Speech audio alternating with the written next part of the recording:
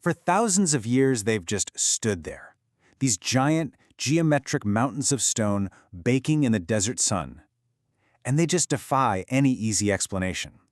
At the very heart of this incredible mystery, there's really one single, captivating question. Seriously, how on earth did they do it?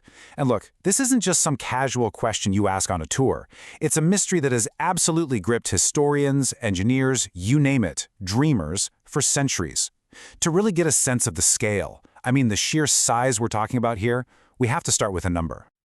2.3 million. That's how many stone blocks are in the Great Pyramid of Khufu. Just that one. And we're not talking about simple bricks here. The average block weighs 2.5 tons. So how in the world did they pull off something that seems so impossible? Well, that's exactly what we're going to unpack right now. Okay, first, let's just try to wrap our heads around the sheer scale of Giza.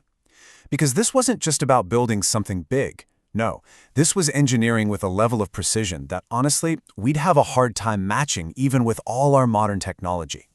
What's so fascinating is the story these numbers tell. Think about it. At 481 feet tall, it was the tallest thing on the planet for almost 4,000 years. Its base? It covers more than 13 acres. That's like 10 football fields. And get this, the heaviest beams, the ones deep inside the king's chamber, weigh up to 80 tons. 80! That's basically like listing a modern locomotive. This proves it wasn't just about piling up stones. This was an act of total, unbelievable mastery. So we know the scale was just immense, right? But what could possibly motivate an entire civilization to pour so much time, energy, and resources into one project? The answer? Well, it's because these weren't just tombs. They were something way more complex and way more profound. And this gets right to the very heart of their purpose.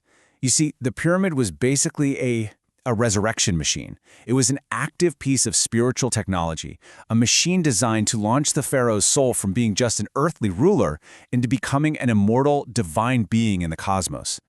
And its very shape was just loaded with meaning.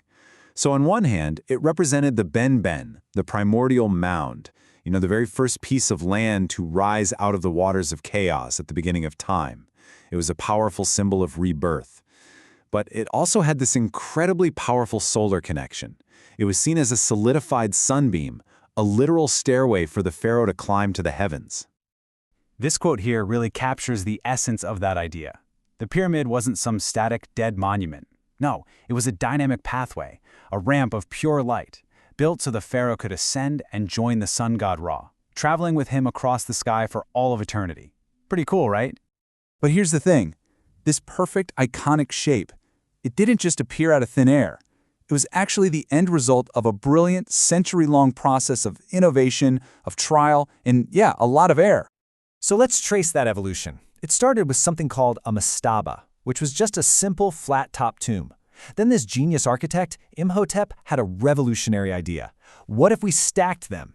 And boom, you get the step pyramid. A bit later, King Sneferu experimented with the bent pyramid. You can literally see where they had to change the angle partway through to keep it from collapsing. And after that learning experience, he finally nailed it with the red pyramid, the world's very first true, smooth-sided pyramid. Okay, so all of this brings us right back to that huge central question. How did they actually build it? Now that we kind of get the spiritual why behind it, and we see how the architecture evolved, we can finally dig into the practical how. All right, first things first, let's just bust the biggest myth right out of the gate. That whole idea of huge crowds of slaves toiling away under the whip, that's pure Hollywood. The reality that modern archaeology shows us is, well, it's a very different and frankly a much more interesting picture. So, archaeologists have actually uncovered the city where the workers lived, and what they found changes everything. We now know these guys were well-fed. We're talking lots of meat and fish. They even got medical care. They were organized into these highly structured crews with awesome names like the Friends of Khufu. That suggests a real sense of camaraderie and purpose, not, slavery. So how did this skilled, organized workforce get it done? Well, you can break this massive project down into 3 main stages. First, you got to get the stone out of the ground. Second, you have to move those giant blocks to the building site. And third, and this is the biggest challenge of all, you have to lift them into place. Moving these multi-ton blocks, that was a pure exercise in ingenuity. For moving them across the desert, they used these huge wooden sledges. Now here's the really clever part. They figured out that if you poured a little water on the sand right in front of the sledge, it cut the friction in half, made it so much easier to pull. And for the really long-distance stuff, like those massive granite beams from way down in Aswan, they just used boats on the Nile. And get this, we actually have direct proof of this. Just back in 2013, archaeologists found this incredible document. It's a 4,500-year-old papyrus, a logbook from an official named Mir. It's literally his first-hand account, a diary, detailing his crew's daily work shipping limestone blocks by boat to Giza. It is an absolutely stunning, game-changing piece of evidence.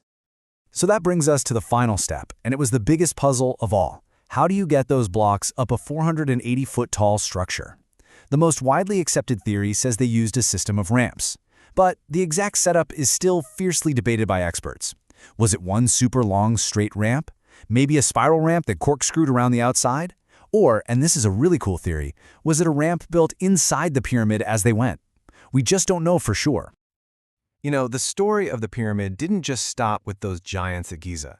The tradition kept going. It evolved, it declined for a while, and it was even revived centuries later. It left behind a legacy that, let's be honest, still totally fascinates us today. So after the Old Kingdom, the pharaohs started building smaller pyramids, and then, eventually, they shifted to hidden tombs, like the ones in the Valley of the Kings, mostly to try and stop tomb robbers. But what's really fascinating is that centuries later, the tradition had this amazing revival, way down south, where the Nubian kings of Kush built hundreds of their own, smaller, steeper pyramids. And the quest to understand them, it is so far from over. Today, scientists are using some seriously futuristic tech, like cosmic ray muons, to scan for hidden chambers and voids.